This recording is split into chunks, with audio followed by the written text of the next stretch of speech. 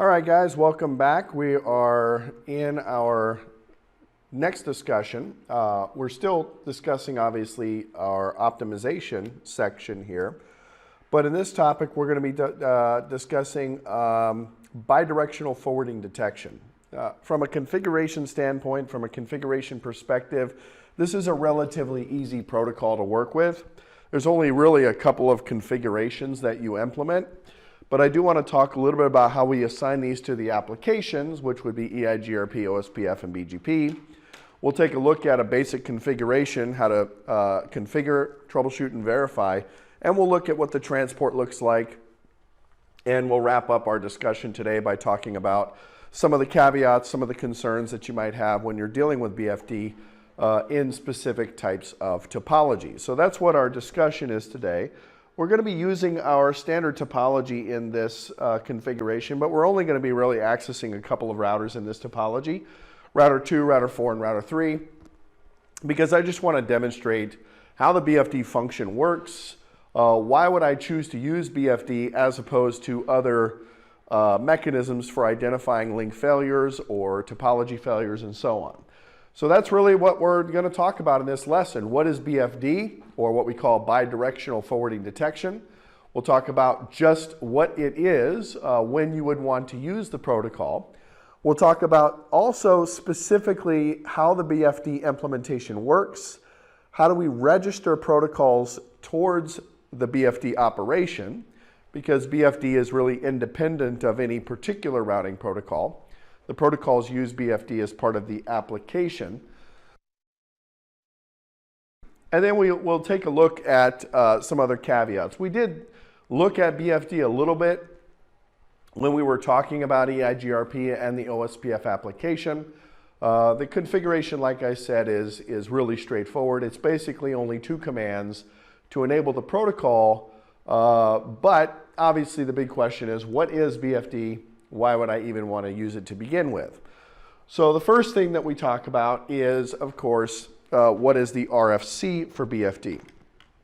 And specifically, the primary RFC, I'll put this in the notes here.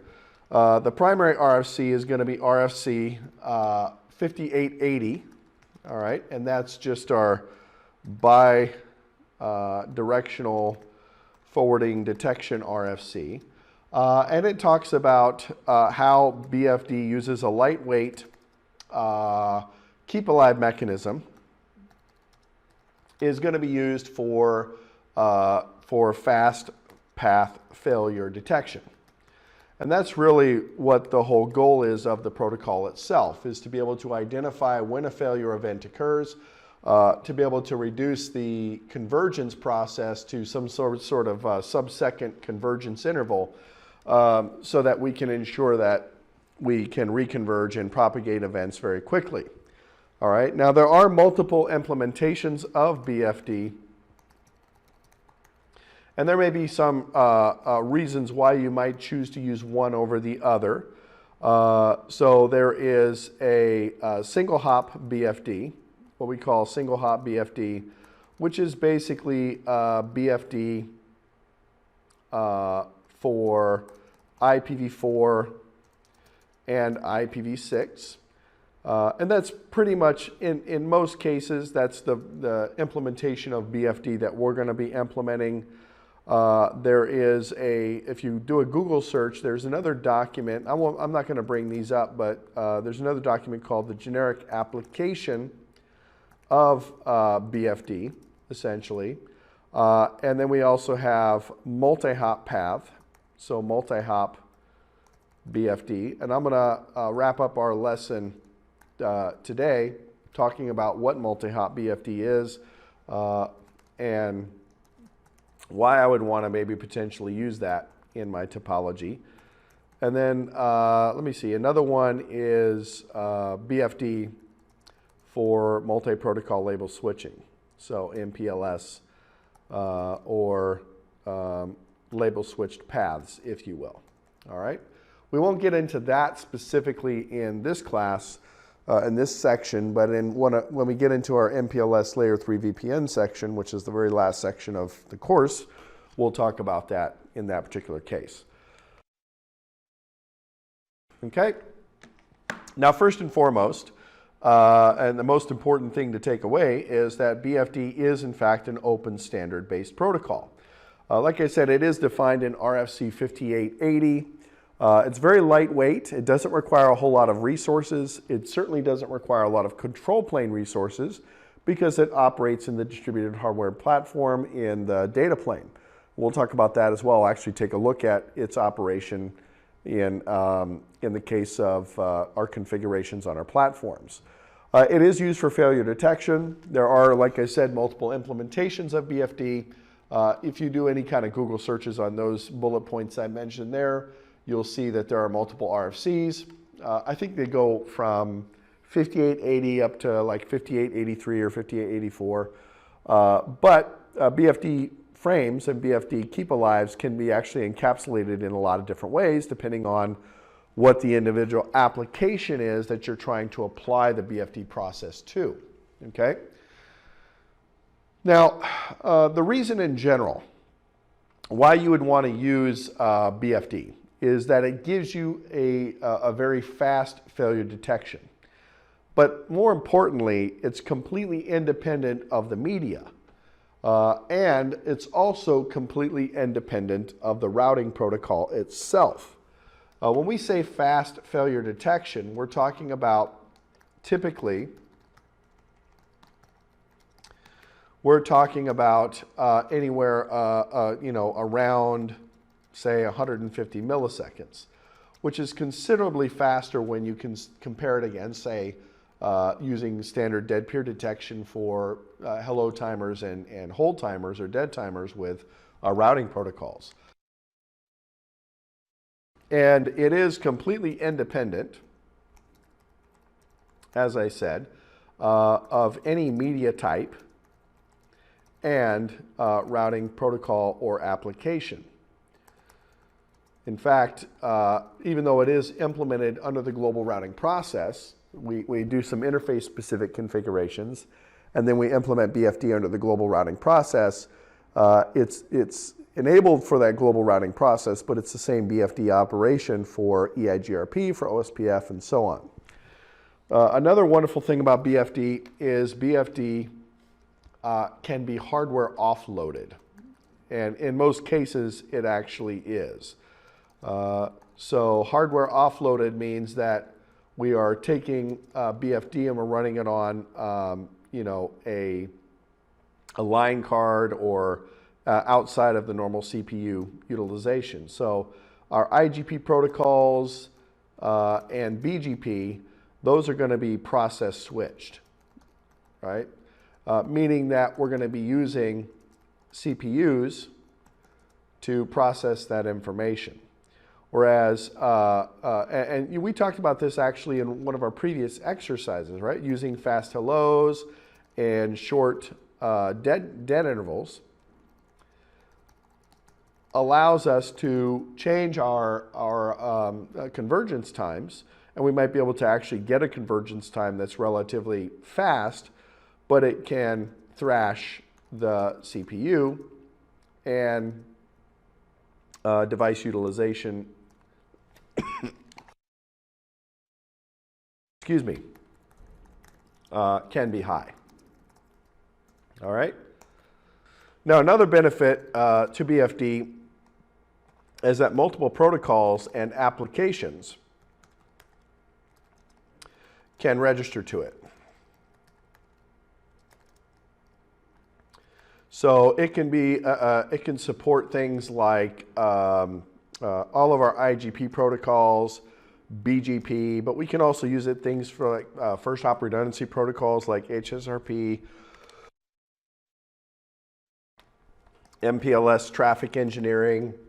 I mean, there's a bunch of others, right? Well, we'll get into some of these others later on, but all of these different applications can utilize BFD under the single BFD process, which means that we're only running one instance of BFD, but all these applications then can register to the BFD session. So this is going to cut down dramatically the control plane load on our device. because we're only running one instance of BFD in this particular case. We talked about this before when we were talking about doing things like fast failure detection with OSPF. And typically the way that we would do this with OSPF is we would set the dead interval to be maybe 1 second, and then set the hello interval to be some small increment, like 100 milliseconds or 250 milliseconds and so on, of that particular dead interval. We already saw that the issue with this, we saw this in our last lesson, is that with the IGPs and BGP, they run on the general purpose CPU, which actually operates in the control plane of the device. That means that every single time I want to generate a hello packet, every time I want to go out and send a hello packet, or every time a hello needs to be processed as it comes in, I need to do an interrupt to the CPU so that I can process that information. So regardless of what the box is, if it's something really big, like a core box with maybe a bunch of CPUs, there's still going to be some sort of upper limit to how that control plane can function. All right, so, and that would actually be affected by, if I have, say, lots of peers, IGP peers, I have a lot of BGP peers, and I'm also implementing fast failure detection, maybe even for multiple protocols on this particular platform, that can actually end up being a pretty big load on the control plane of that particular device. So BFD, even though it's a really, really simple configuration, is a very powerful tool because it's a simple solution to allow us fast failover capabilities, but to offload those capabilities into hardware as opposed to software. That's a big, big deal, all right? You'll see, we'll take a look at the configuration of this, and we'll take a look at how this gets applied to the application, and even if we add multiple applications in that sense, what the end result is going to be. And it's relatively low CPU utilization, all right? This is really one of the main advantages of actually using BFD over using some sort of fast hello in other protocols with IGPs and BGP, because those protocols are process switched. Like I said, BFD is going to be offloaded to the hardware. Now, also at the same time, without having to implement multiple iterations or have multiple processes running a BFD, we can register multiple protocols to the same BFD process, utilizing essentially that same keep alive mechanism that's built into BFD to report back to different applications simultaneously. So we might be running IGPs, we might be running BGP, we might be running first hop redundancy protocols like HSRP. Maybe we're even doing some sort of MPLS traffic engineering fast reroute. We don't have to separate the control plane protocols in order to do some sort of quick failure detection for each of them, right? Under normal conditions or under normal circumstances, we would have OSPF fast hellos. We would set our BGP timers to be 1 second for the timers, or we would set up HSRP for a very fast failover time, etc. But as I add each of those enhancements to those protocols, I'm putting more and more load on the control plane itself. Let's say I want to have a 200 millisecond response time. That's actually the lowest value for MPLS traffic engineering. And we would do that with MPLS TE with maybe RSVP. But again, all of these features, having these resource reservation protocol running and fast hellos and fast timers for BGP and MPLS is going to definitely load up our control plane. In the case of BFD, we only have a single session that goes between the neighbors, and then the multiple protocols simply register to that single session. All right, so the idea being that BFD is now in charge of essentially telling those applications that the circuit is reachable end-to-end in both directions. And then essentially reporting the state of that session. And if the state of that session changes, then we can then react, the protocols themselves can react to those particular changes. So if we have a situation, for example, where there's two routers that are connected together, but maybe there's an Ethernet switch in the middle, if one of those links on the router goes down, we're not necessarily going to know about that until some sort of upper layer protocol gets notified through some sort of upper layer process, if you will. All right? But if we're using BFD, we can go get down to maybe 150 milliseconds for that failure detection without having to put a lot of load on the control plane. So I think you guys get the idea. Let's talk a little bit about the BFD configuration. And we'll look at this in our lab as well. The first thing you need to do is you need to set the BFD interval. We'll say intervals in this case because there's multiple intervals that you set. So this is done on a per link basis.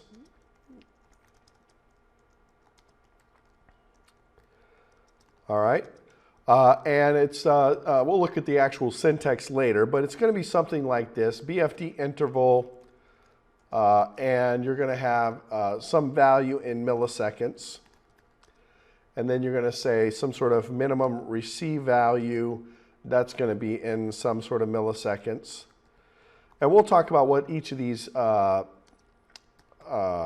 values represent later on, but then we've got some sort of multiplier, and then we've got an interval multiplier that we set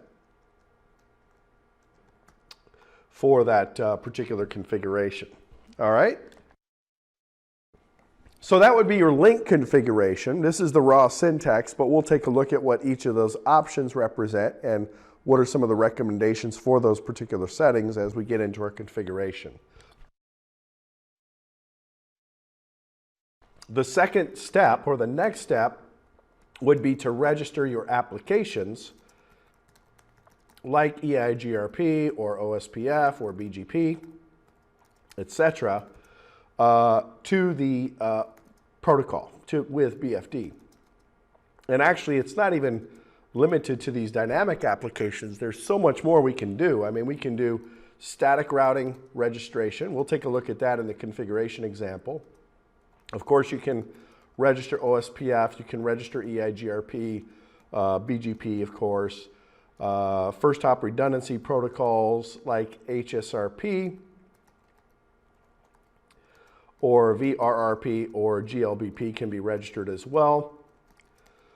And then we also have MPLS traffic engineering. So it's a two-step process, right? And then there's verification, of course. Looking at neighbors and neighbor detail, we can see how BFD is functioning. But like I said, the first thing that we need to do is we need to be able to go to the link and we set the interval on how often we want to actually send the keep alives. So normally this is going to be somewhere around 50 milliseconds for that interval. And then maybe our multiplier will get us up to 150 milliseconds for the keep alive operation. That's going to be the default. You can go to lower values, but typically you're going to want to try and set it as quick as possible. Unlike fast hellos, this is not CPU intensive, so the faster that you can do this, the faster your network can reconverge if an event occurs without having to rely on carrier delay times or hold times for the protocol or application itself. All right? Obviously, the second step in this case then would be to go ahead and register the upper layer protocol as well. So BFDs are supported for things like static routing. It's supported for all of our IGP protocols, OSPF, ISIS, EIGRP. I didn't put ISIS in the list, but it's going to be supported for that as well. For BGP, for first hop redundancy protocols, for MPLS engineering, traffic engineering with fast reroute. All those things are going to be supported. The point being is that we can have a single BFD session between the pair of routers or a pair of switches, because we can run this on multi-layer switches as well. And we can then have multiple upper layer protocols registered to it at the same time. All right? So first, let's go ahead. There's not a whole lot of other elements I can tell you about BFD. We'll take a look at some of the details here. But let's go ahead and configure a BFD session. And we're going to do this between devices that we have configured. Let's do some packet captures on the BFD session and look at specifically what does it look like in the data plane. All right. So we're going to be running this initially. I thought, let's just go ahead and configure this between a couple of different routers. So in this particular topology, we'll go ahead and do this between router 2 and router 4. And we'll have this Ethernet point-to-point link. And we'll take a look at the configuration. But before we can actually do that, we need to verify the operation of the routers. And let's go ahead and make sure that we have a lot of control plane sessions running between these two platforms. So let me go into router 2 real quick and just do a quick verification. Show IP interface brief, show IP protocols. So we are running EIGRP. It looks like that's all we're running in this particular case. We're not running BGP yet, but let me go ahead and turn on the interfaces.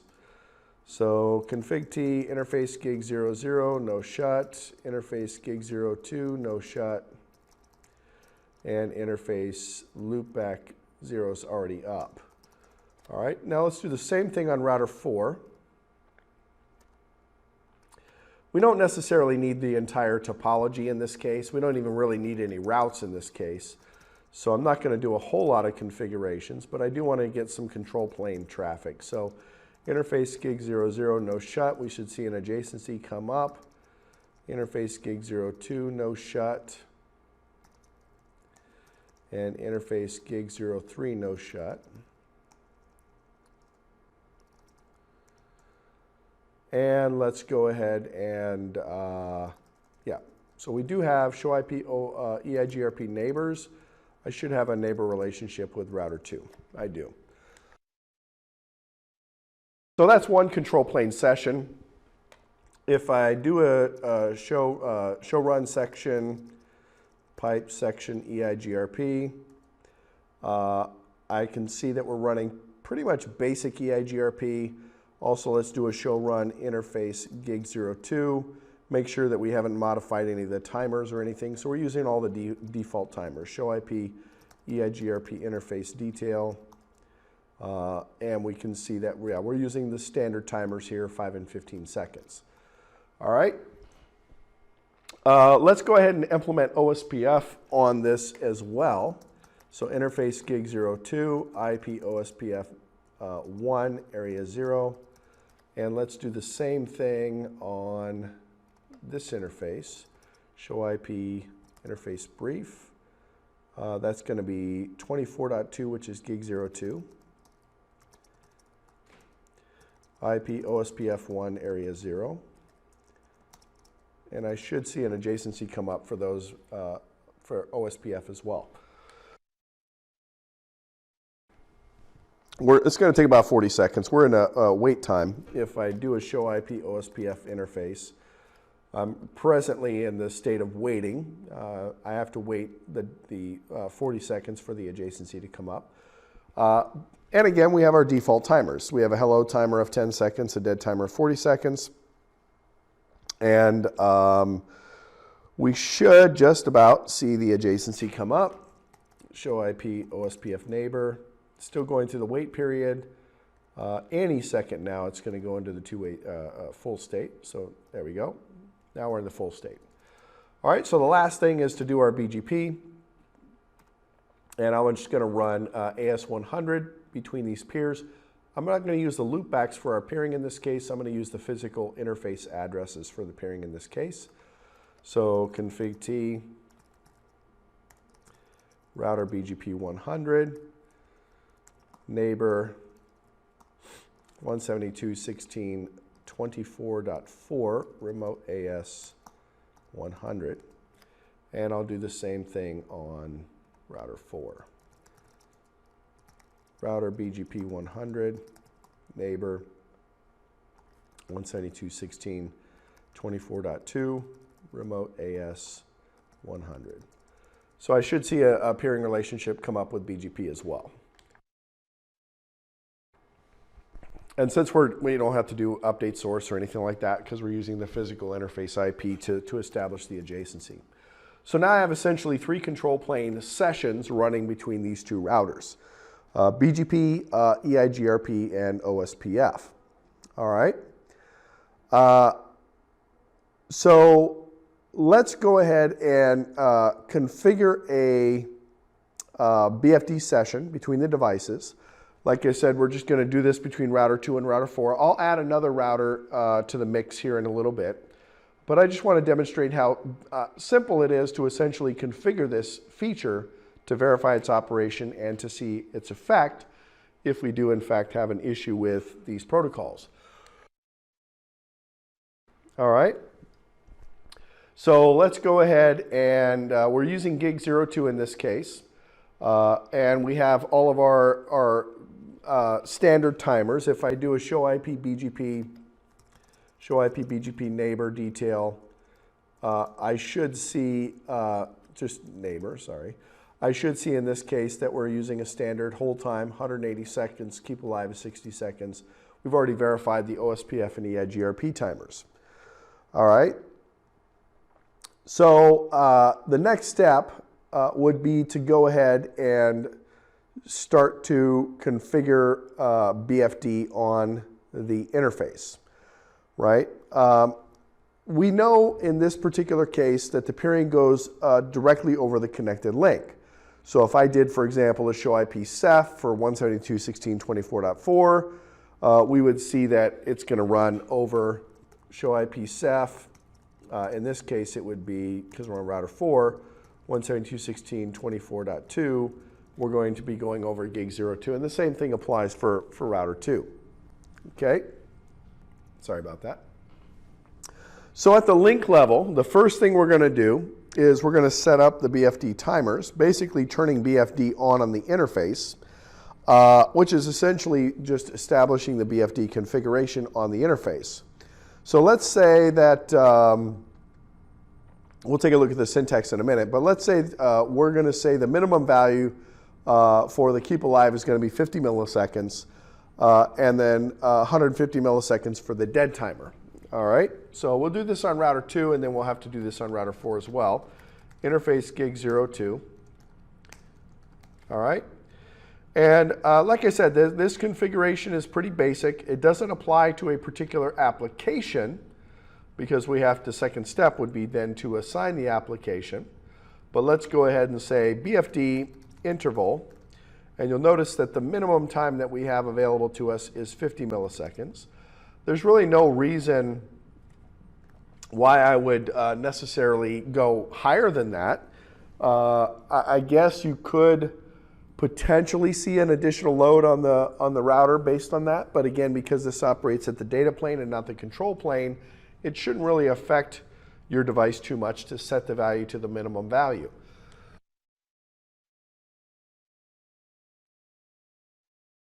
So we're going to form this bidirectional adjacency. We're going to say that we want to, for the minimum receive, we're also going to set that to 50 milliseconds. All right. And then let's go ahead and set the multiplier, which is going to define our dead time to the minimal value. So we're going to say a multiplier of 3. All right. So BFD has been configured on this interface. I go ahead and copy this. Oops. And we'll go ahead and put that in router 4 as well. All right, interface gig 02, and we'll set BFD on that interface as well. All right, so if I started to do my capture, let's go ahead and do that. You might suspect that you would start to see some BFD traffic on that interface, on that link. So let's go ahead and start the capture and take a look.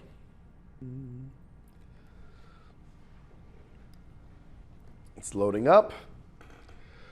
We're certainly going to see, of course, BGP traffic. We should see some OSPF traffic. We should see some EIGRP traffic. Are we going to see any BFD traffic? That's the question. Now I can see all the EIGRP traffic. I can see the OSPF traffic. BGP is not a very particularly chatty protocol, so not a whole lot. There's a couple of BGP keep alives coming in. But I'm not really seeing any indication in this particular case that BFD is running, all right? And actually, if I go over to router 2 and I do a show BFD neighbors, this is how we verify our BFD peering relationship. If I go do a show BFD neighbors, I don't see anything listed. That's because we haven't done the second step. So right now, router 2 and router 4 aren't actually running BFD technically because we didn't register an upper layer protocol with that particular process. Okay? So we looked at the capture, we see our EIGRP, we see our OSPF, we see our BGP, and we could actually filter all that stuff out and exclude OSPF, apply a filter, not selected, and so on for EIGRP and BGP keep alives, but those are all my control plane protocols. We have those 3 control plane protocols, but we didn't see any BFD frames as of yet. Again, it's because we didn't register the upper layer protocols or applications with the BFD process. Now, before I actually do this, there's a lot of other packets, obviously, that are kind of in the way. So I'm going to go ahead and kind of filter those out in Wireshark so that when we do enable BFD, we can see that. So let's do filter out our EIGRP, not selected, and we'll filter out our OSPF and not selected. And let's go ahead and filter out this loop configuration test protocol and not selected. And finally, we'll filter out our BGP keep alives. All right, so basically we're not really seeing anything in this case, a couple of TCP segments going back and forth and so on. But it should be pretty easy for us to be able to identify the BFD information once we enable it for the application. All right, so we're going to go ahead and enable the application. And it's a pretty straightforward process. We just need to register the protocol to BFD. BFD is configured at the link level, but we didn't really tell the upper layer protocol to use it. This is a really, really simple configuration. I go under the routing process, all right, in the global routing process mode. So router EIGRP1, for example. Oh, we're doing named mode in this case. All right. That's okay. We can implement this under named mode. That's good. Let me do it on this side first. Config T. Router EIGRP1. And we're just going to say BFD all interfaces. Now, this does not actually enable the protocol on all the interfaces. It enables the protocol for all the interfaces that are running the application that have BFD configured on those particular interfaces. So a couple things would have to happen. The interfaces would have to have the interface specific configuration that tells us what the interval is and the hold time is. Plus, we would also have to be running the protocol on that or the application on that particular interface. So in this particular case, it's simply going to enable BFD on gig 02. We can see that already. BFD session created. Do show BFD neighbors. Do I have a neighbor relationship yet? Let's see, BFD neighbors. All right. Now, it shows that the neighbor exists, but it's presently down. Obviously, this is a configuration that I would have to apply on the other side of the configuration. So do run, show run pipe section EIGRP. And we're going to go into the address family. So let's go into router EIGRP CCIE.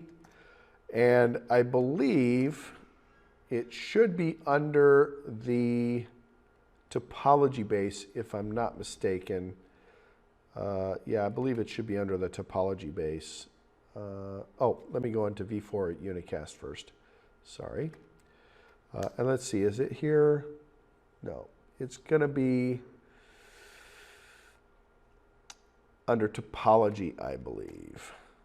Topology base, and we should see it here.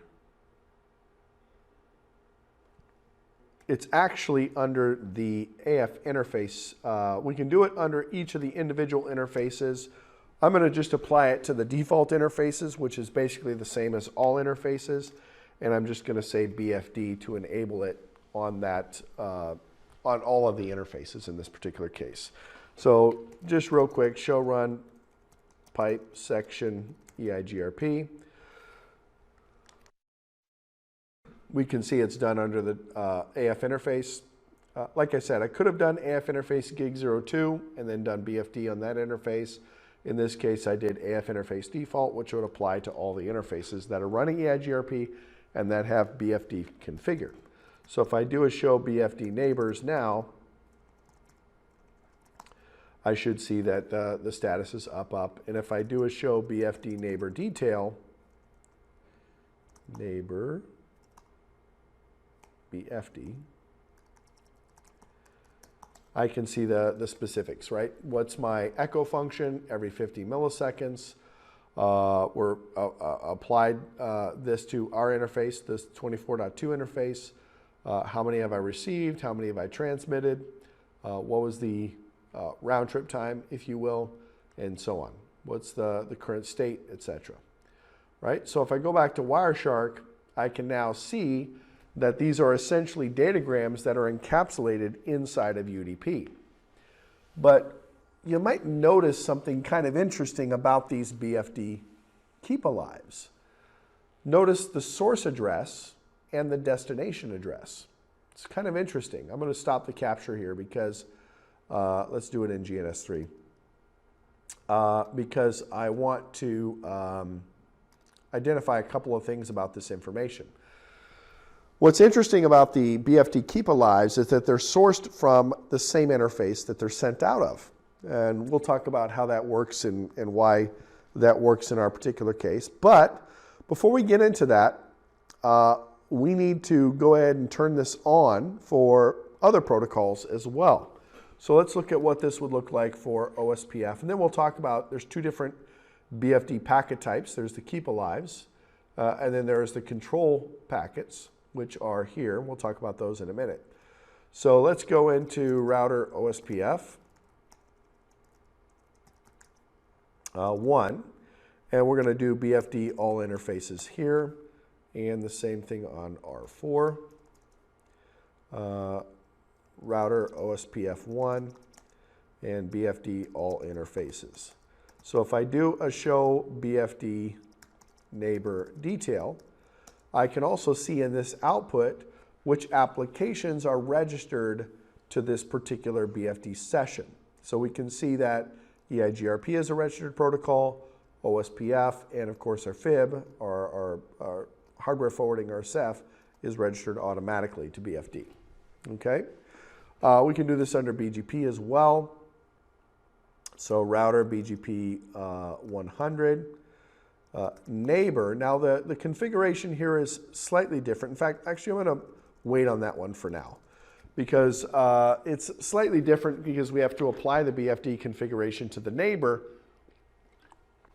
but it's in conjunction with fast fallover, which we talked about in our previous lesson. So I'll do that configuration in a little bit. All right. So under OSPF, under EIGRP, it's pretty straightforward. We just simply say BFD all interfaces, or we implement it under the AF interface default.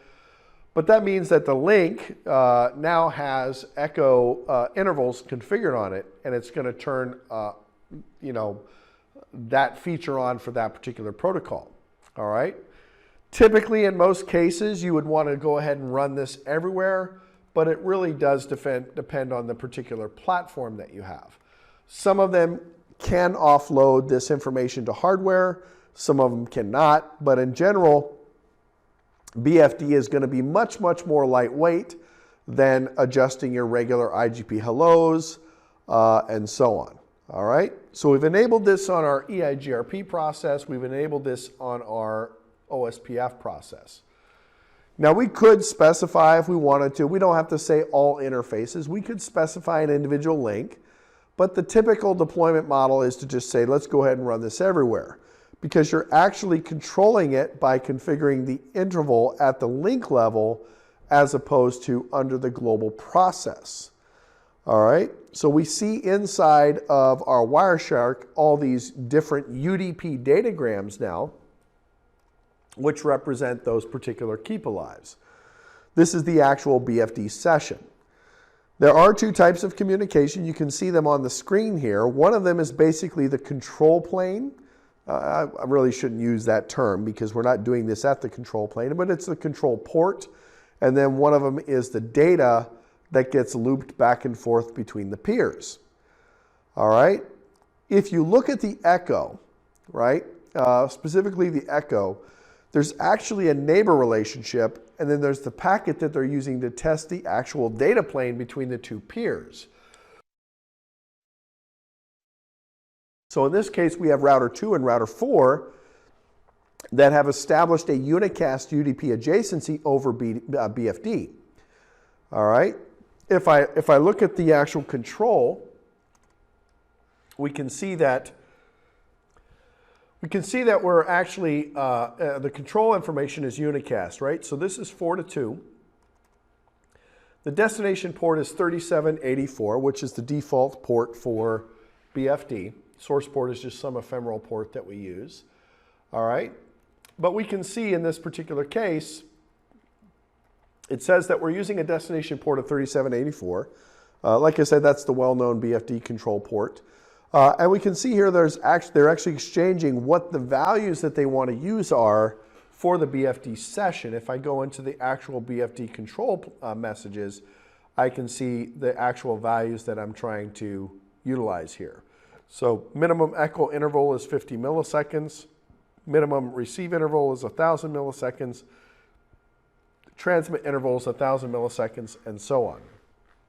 And then the detect time, which is essentially the dead time, in this case is 3,000 milliseconds. All right. So really simple configuration, not really that difficult to deal with. It's interesting that, and I'm not sure why it did this. I would not have expected the desired minimum transmit and receive intervals to be 1,000 milliseconds, but I believe that's what it's doing. Is that's probably the minimum value that was allowed in this particular platform. I'd have to do a little bit more research on that because we actually set that to 50 milliseconds. So I'm not sure why that's 1,000 milliseconds and why the multiplier ends up being 3,000 milliseconds, because that's still a 3-second dead timer. I would have expected that to be 150 milliseconds. I'm going to have to look that up and see why that's the case. Now, in any event, they're exchanging this information between each other to be able to identify what the properties of that particular BFD session are.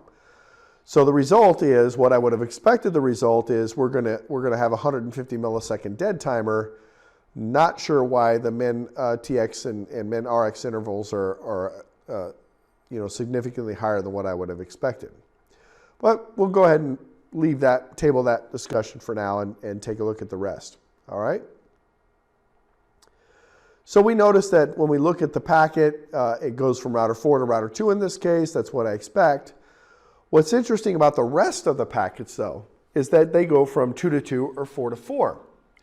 Right? So in this case, here's a 2 to 2, here's a 4 to 4. This is the actual echo that's being created by BFD to test the circuit path.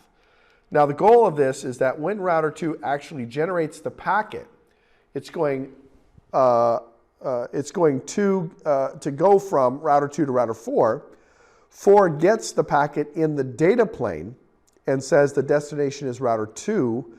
So it ends up looping the packet back and sends it right back to the original source. So essentially, this is why it's called an echo. You're just echoing the packet back in or back out, depending on perspective, based on that address and that address information. All right? Now, the important thing in order for this to work is that you have to have ICMP redirects disabled on the interface, because you don't want sending redirects every 50 milliseconds. This happens to be automatically enabled or disabled whenever you configure BFD on the interface.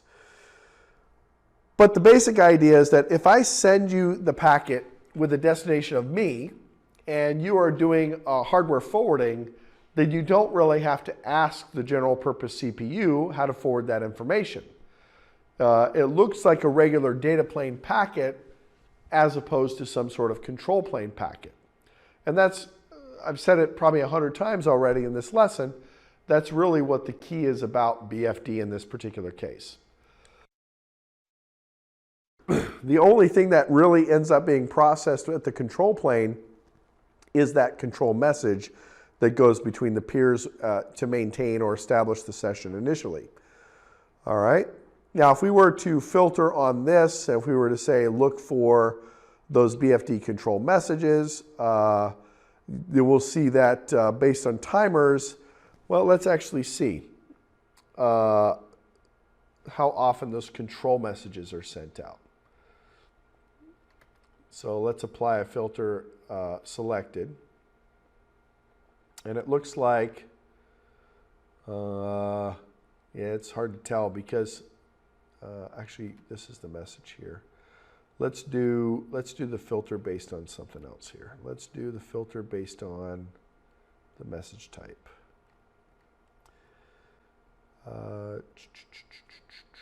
I should be able to filter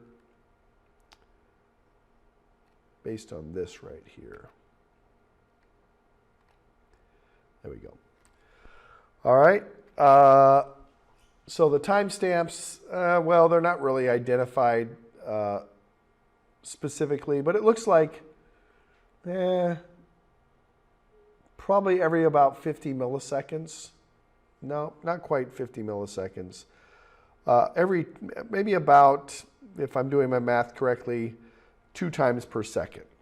All right, so the keep alives are obviously being sent out every 50 milliseconds, but maybe about 2 times per second is kind of what we're seeing here. Yeah, so 85, 85, 86, 86, 87, 87, 88, 88.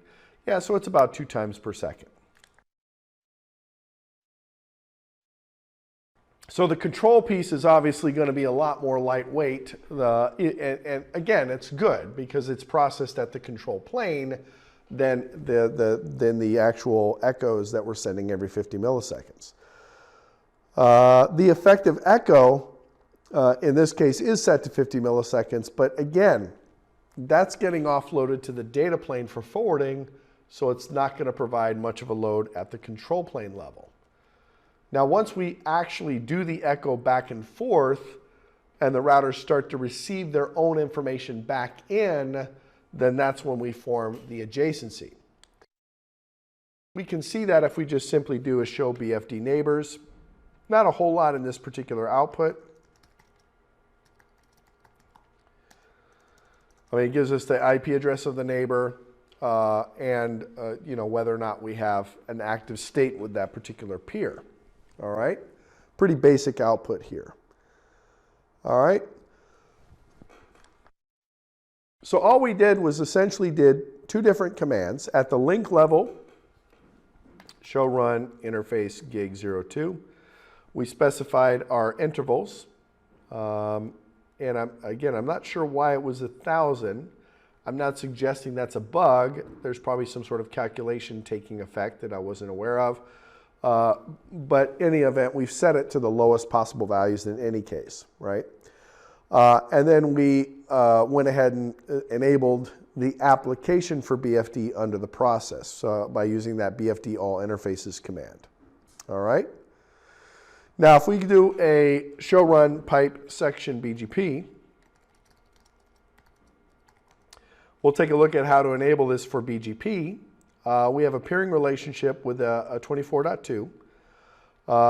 If I was doing the peering between the loopbacks, I would have to use multi-hop BFD in order to identify path failures between those peers, but that's entirely possible. These BFD datagrams are routable, which means that we could have sent them between the loopbacks in this case. But we're peering with the physical interface, so it doesn't really matter in this case. All right? So we have a peering to router 2 in this case. What we're going to do is now say that when we do fast external fallover, as opposed to looking at the link status for fast external fallover, we're going to use BFD. So this actually gets applied to that external fallover feature.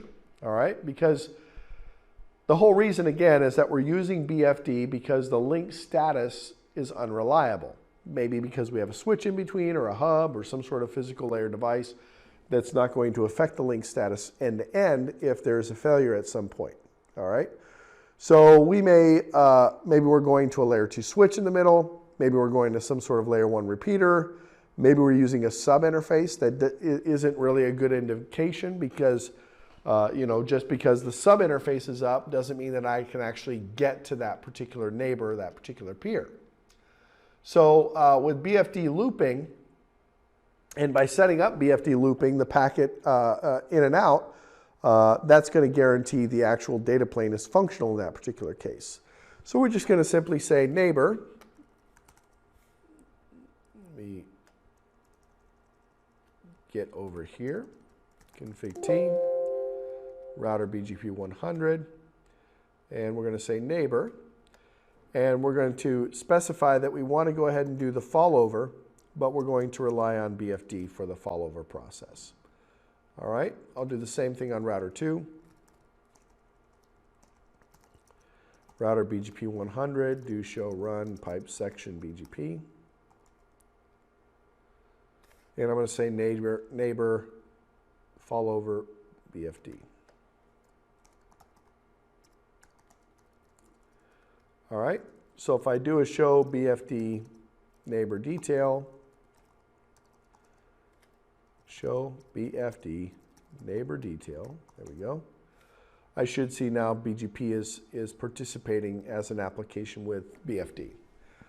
All right, so it's slightly different configuration, but we're applying the fast fallover feature with BGP, but the fallover process is going to be directly related to what BFD reports to the application.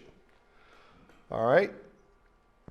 So we would see, we have EIGRP, we have, OSPF, we have BGP, but if I go back to my Wireshark capture, if I had it still running, I should say, we really wouldn't see any increase in the traffic. We're not generating these BFD messages per protocol. Sorry, let's get rid of that. We're not seeing these keep alives per protocol, we're just simply seeing it per address or per peer. And that's the key, all right? So OSPF and BGP, we didn't get in BGP we certainly didn't get in the capture because we didn't have it running yet, all right? So what this now means is that the hello interval of the upper layer protocol is now really somewhat arbitrary. If I want reconvergence to take effect quickly, I would still have to have a relatively short hello interval because BFD allows me to report on failures, but it doesn't necessarily speed up the reconvergence process. But on the flip side, if EIGRP is using a 5-second hello or 5 million second hello, it doesn't really matter because we're not relying on that dead timer that would correspond to that hello timer for any failure detection. We're looping those BFD packets of the routers every 50 milliseconds. If BFD goes down, then it's going to notify the upper layer protocol. All right. Now, where you can see this specifically is when you look at the show BFD neighbors, the show BFD neighbor detail. We can see in the detail output what protocols are registered to the process. We see that listed right here. And in our case, we see quite a bit. Now, in order for us to simulate a failure, we don't want to flap the link, because the link flap is really just going to result in a regular carrier delay issue or failure detection. We need to simulate some sort of layer 2 failure that the routing protocol would normally not be able to detect based on the link status itself. I'm trying to think of how I'd want to do that. There's a couple ways I could do that, actually.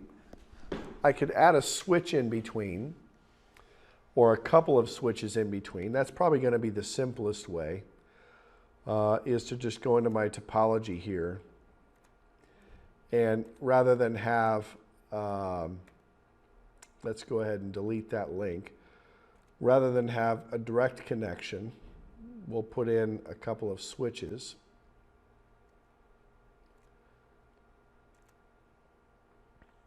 All right.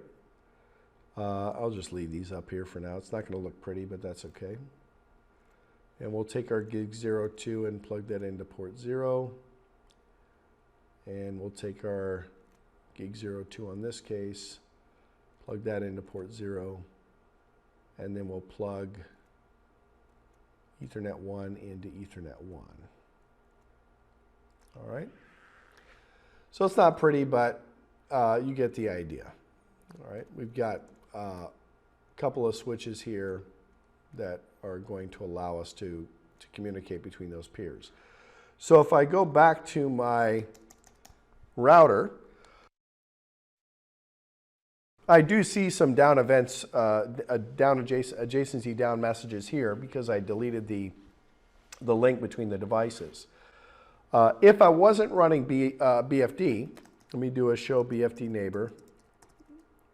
Let's do a show IP EIGRP neighbor, show IP OSPF neighbor. There we go. And show IP BGP summary. All right. So we've got all of our control plane sessions reestablished. Now, if I was to go into my topology here and delete this link, it would take all of these protocols a specific amount of time, specifically the dead timer, to be able to detect that failure, because we can't rely on the link failure, the link status failure, because the links connected to the local routers wouldn't go down. So we did this just to basically break the layer 2 link. We could have done this maybe if we set up some sub-interfaces and did a mismatch VLAN ID or something like that. But before I actually do all this, let me go ahead and change service timestamps. I want to do this on router 2 and router 4. Okay, good. And I'm just going to do a quick config T, service timestamps, and we're going to say log date time milliseconds and service timestamps debug date time milliseconds. Because essentially that's what we're talking about in this particular case. And it didn't do it. Why didn't it send it? Screw it. I'll just do it this way. Service timestamps, debug, date time milliseconds, and service timestamps. Log date time milliseconds. Do show run pipes include service.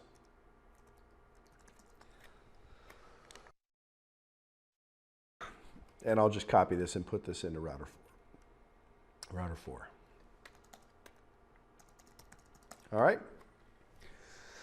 So pretty much we should immediately notice that when the link goes down, the upper layer protocols are immediately informed. OSPF should be told to go ahead and reset and restart its calculation. EIGRP and BGP should also do the same thing. So we're not relying on their dead timers. We're relying on the dead timer of BFD as a triggered process, realizing that the adjacency is no longer there, something's wrong in the transport, and we need to report that back to the upper layer protocols. All right, so let me go ahead and do that. I don't know what that is, but that's okay. And let's just delete this link here. And you'll see pretty much immediately that BFD generates the message going down, echo failure, and then we see the OSPF adjacency go down, the BGP neighbor adjacency go down, and dual EIGRP adjacency go down. All right, so BFD is reporting to these applications that there was a critical failure based on those keep alives that we're sending back and forth. All right. All right. The end result of this is that we're doing the same as what we had with the fast hellos. The difference is that when we look at this in the data plane, the only thing that BFD is doing is looping the packet from one router to the other through some intermediary hop. In this case, it happens to be a couple of switches. So router 2 is sending a packet to 2 through 4, and router 4 is sending a packet to 4 through router 2. And the end result is that when the routers forward, they do it like normal data as opposed to control plane traffic. All right? So in this case, if we were to go and look at show proc CPU sorted, get rid of that, show proc CPU sorted. Oh, and by the way, I did change those timers for a reason. We notice here that at 00:15:19, we had our echo failure. All right. At 00:15:19, 15:19, so almost immediately, we were able to identify that failure event. All right. I'm trying to see if I actually saw the interface go down itself. We didn't actually see that in this case because we didn't shut down an interface specifically on this router. We shut down the link or got rid of the link between the switches that are connecting the routers. All right, but anyway, if I do a show proc CPU sorted, I can see here that BFD, might have to do a grep here, doesn't really show up in, gosh, even in the top 30 or 40 outputs here. Let's do a show proc CPU sorted include BFD. Actually, not even seeing it in the list. It should be seeing something related to BFD. Maybe not. All right.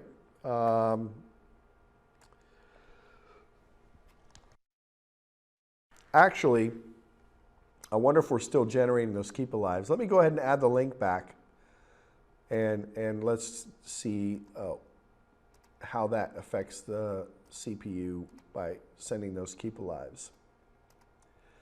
Now, as I mentioned before, BFD is useful for not only bringing the relationship or establishing that the neighbor relationship should fail, but look what happened with the session for OSPF.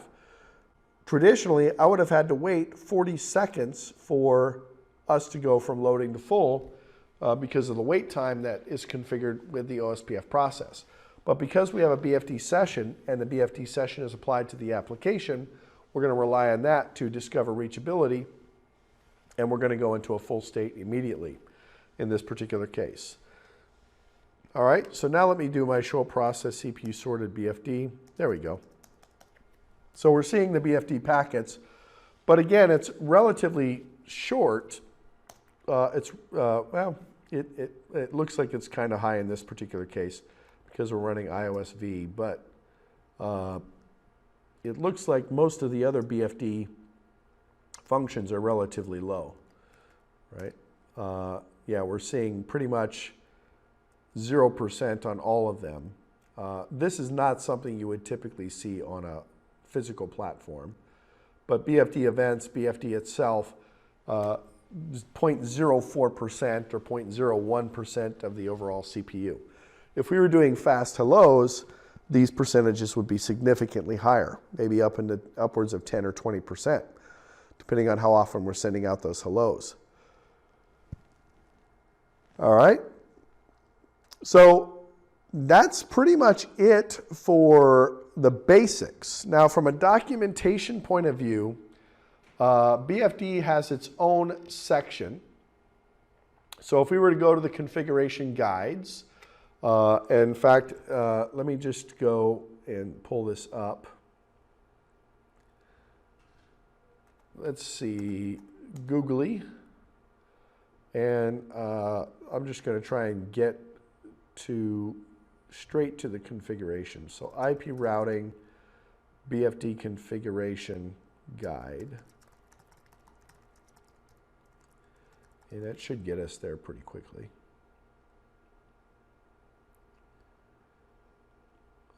2018, okay. All right.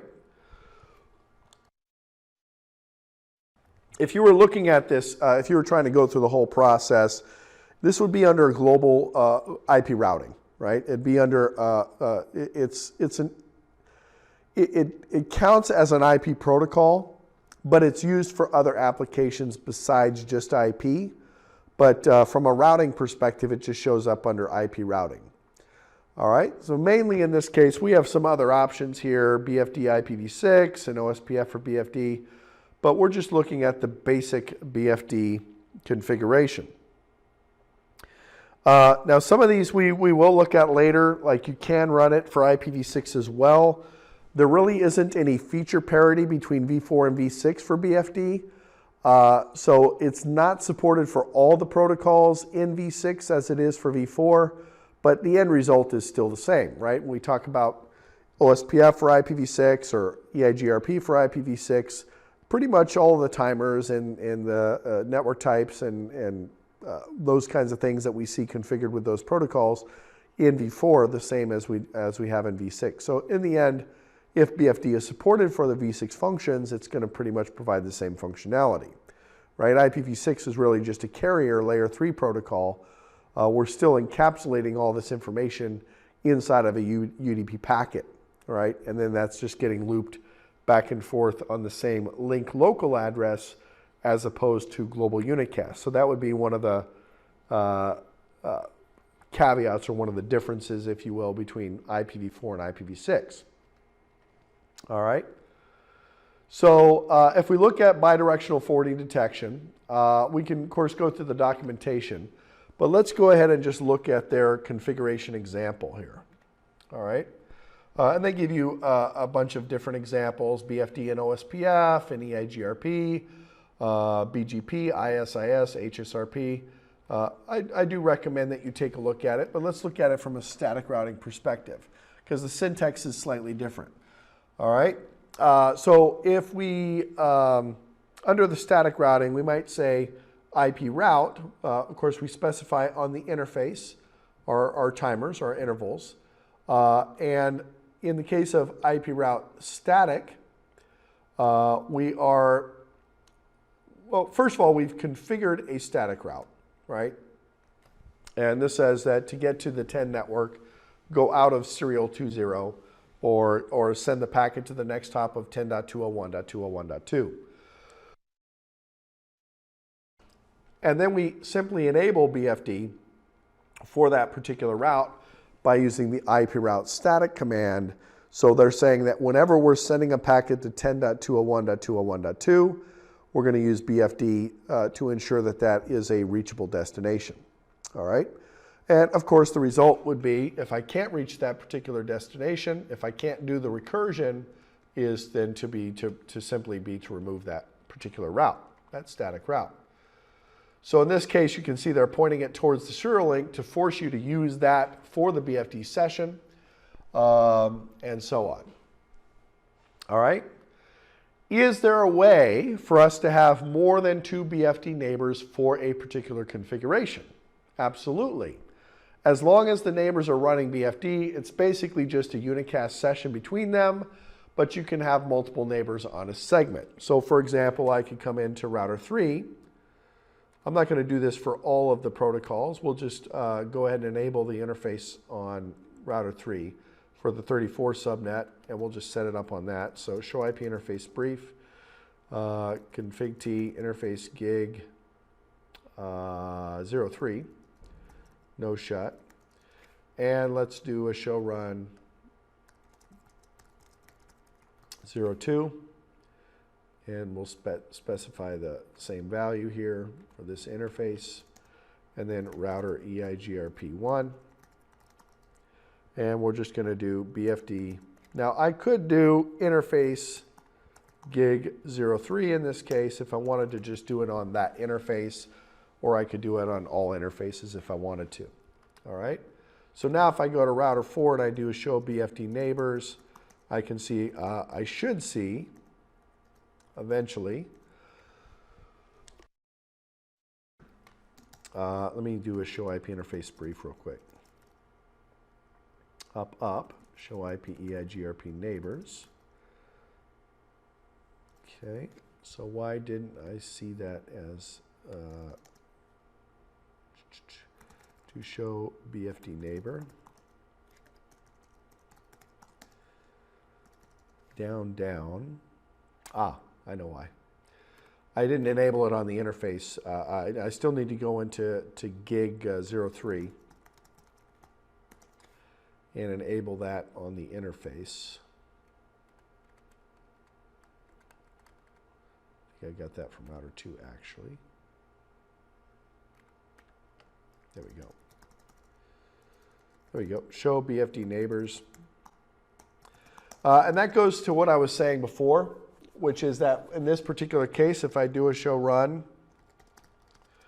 pipe section EIGRP, I can see that I did BFD all interfaces, but it didn't actually turn on BFD on that interface because I didn't have BFD protocol running on the interface. All right, so basically it's no different. We just have, you know, additional configurations that we have to apply. It is a little confusing because BFD all interfaces doesn't actually mean that you're turning BFD on all the interfaces. It's basically saying that all the interfaces that BFD is already configured on, I want EIGRP to register with the BFD process. All right, so even though you technically have a point-to-point protocol, it is unicast between me and you. You can have multiple unicasts to multiple people on the same segment or on different segments at the same time. So I could actually even establish BFD sessions with other routers in the same broadcast domain. It's not a multicast protocol, but you can have multiple neighbors in this case. Now also in newer versions, and it depends on the platform, there is also support for what we call multi-hop BFD. The use case for this normally would be like on a Catalyst or Nexus when you want to do BFD between switched virtual interfaces for VLANs for your SVIs. So if you search for something like Catalyst multi-hop BFD, it's going to be platform dependent. And you guys, let me see, BFD on multiple hops. Let's see if I can find the documentation for that. BFD, I'm trying to think of what I would want to search for. Let's do multiple hops Cisco and see if we have, yeah, what BFD on multiple hops. There we go. Multiple hops. That's what I was looking for. All right. So it says Cisco IOS 15.1.3s and later supports BFD on arbitrary paths which might span multiple network hops. The BFD multi-hop feature provides sub-second forwarding failure detection for a destination of more than one hop and up to 255 hops away. A BFD multi-hop session is set up between a unique source and destination address pair and the two endpoints, assuming that there's connectivity and so on. So you think about this, you might say, well, when would I want this, right? They don't necessarily, this is a situation where the devices don't necessarily have to be directly layer 3 adjacent in order to do the detection, because there might be a case where you know I'm routing to get there, but maybe that's my BGP peer, for example. So we can have multiple hops between those BGP peers and so on. This is platform dependent. I'm not going to demonstrate this in this case, but if you're running this in a production, you need to make sure that the individual platform supports the feature. You also need to make sure that the actual platform is actually offloading the process to hardware if you have lots and lots of neighbors. In a core switch like a Cat 6500 or a Nexus, as far as I'm aware of, all the line cards will offload to the hardware, but on the Catalyst, maybe not all of them do that. So if it's a 6800, it'll offload all of it in hardware, but a 6500 depends on the actual particular line card that you're using in that case. The disadvantage is that if it doesn't need to hit the CPU, or if it does need to hit the CPU, I should say, you're going to have the same problem as if you would with fast hellos, where the control plane is going to spike the CPU. You're trying to send those hellos too quickly and you start to lose them. OSPF in this case is then going to think that the link is down, even though there's really nothing wrong with the network itself, where we start to see flapping and so on. All right. We could say, for example, run this to our service provider if we have some sort of MPLS network, for example. We do this with MPLS layer 3 VPNs because the problem is that typically you have some sort of Ethernet handoff to your provider. It's going to look something like this. Let me see if I can draw a diagram. So you've got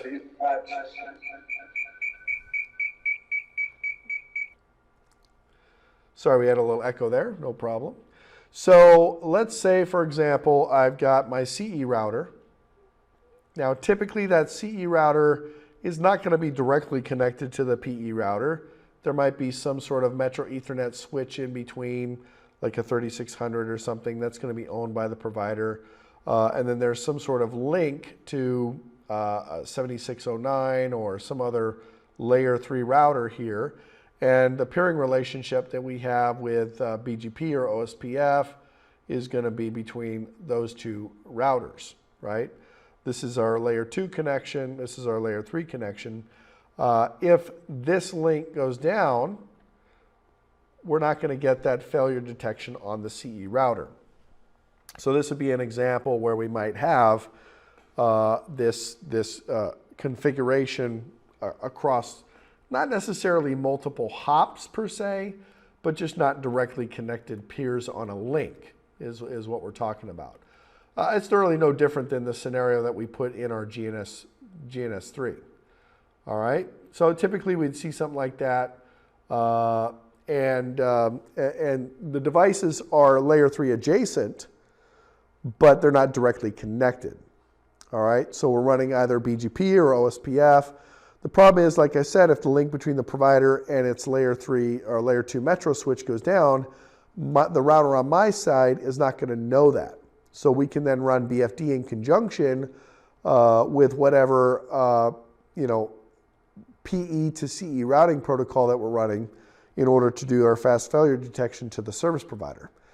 The only reason we would want to do this, though, is if we have multiple paths to begin with and we need some sort of level of high availability. All right? So if you just want to set your OSPF timers to be 5-second dead intervals, that's fine. But if you set it to be 200 milliseconds, that could be an issue.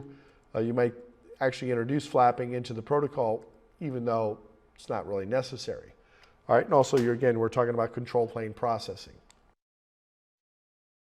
So in general, anytime that you want to do any kind of sub-second failover detection, you want to use BFD. Otherwise, you would just use your layer 1 link status, and then there's no overhead for that per se. All right, if you're using default timers.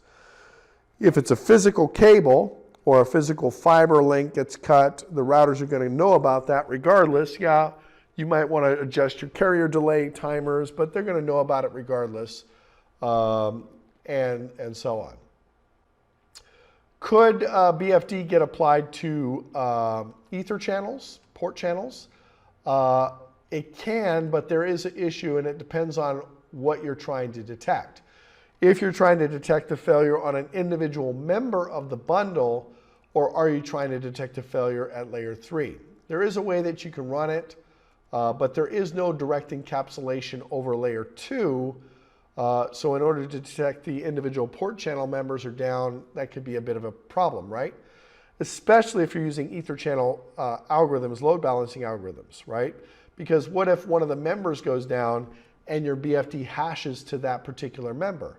When the member is failing, the other ones are still up, but BFD might see that as a link flap in that particular case. As far as I know, there really isn't a very good solution for this, but it is a design consideration to take into account. In the case of link congestion, we also don't want to risk a lot of route flapping with aggressive timers. So how is BFD traffic normally classified? It's another interesting concept, because if I go into my Wireshark capture here and I look at these datagrams, I can actually see that a DSCP value is being applied to these particular datagrams. It's class selector 6, all right? So that's actually more than EF, which is CS6 is generally going to be reserved for network control. So CS6 is actually a higher priority than expedited forwarding or EF. EF is like a 101 and CS6 is like a 110. So this actually gets queued higher than EF traffic does, which makes sense because it's pretty critical traffic. All right. Now, where specifically we have this set to precedence 6, which I think the RFC actually defines that as internet control. That's the way that we queue these particular packets. So precedence 7 or DSCP CS6 should be used for things like layer 2 keep alives. CS6 would then be used for our layer 3 keep alives for in this case, BFD. Right? Stuff like spanning tree or something might use precedence of 7 because, hey, if spanning tree doesn't work, then layer 3 is not going to work anyways. So don't prioritize layer 2 over, don't prioritize layer 3 over layer 2, prioritize layer 2 over layer 3. All right?